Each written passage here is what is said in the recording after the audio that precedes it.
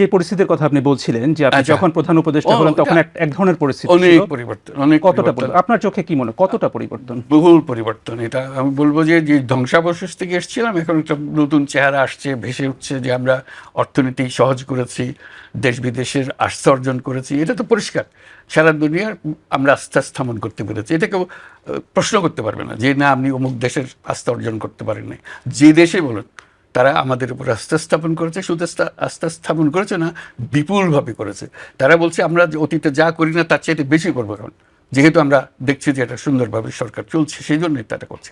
ঠিক আছে, এটা একটা তো বড় প্রমাণ। এটা যখনই আপনি দেশের সারিগুলো দেখবেন, প্রত্যেকটা দেশ নিজে এসে বলেছে আমরা তোমাদেরকে সমর্থন করছি, তোমাদের যা দরকার আমরা দেব।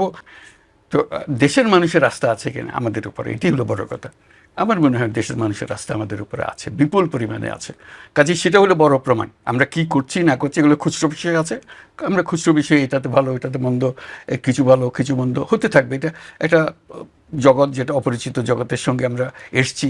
আমরা কোনো এক্সপার্ট এসে এখানে বসে নাই, আমরা এসছি যার যার জগৎ থেকে এসছি, নিজের মতো করে চেষ্টা করছি কিভাবে করতে পারি। তার মধ্যে ভুলভ্রান্তি হতে পারে, কিছু ভালো করেছে কিছু ভালো করতে পারিনি, এটা হতে পারে, এটা আমি অস্বীকার করছি না। ভালো হয়নি কোনটা আপনার চোখে? কোনোটাই ভালো হয়নি সেই অর্থে। যত ইচ্ছা আমাদের ইচ্ছা তো অনেক, আমরা রাতারাতি দেশ পরিবর্তন করতে চাই, সেটা তো আমরা পারিনি, সময় লাগবে। সেটার জন্য আমরা চেয়েছিলাম যে এখনই আমরা ডায়ালগটা শুরু করব, সংলাপটা শুরু করব, এটাও পারি নাই। সংলাপ শুরু হতে হতেও দেরি হয়ে যাচ্ছে।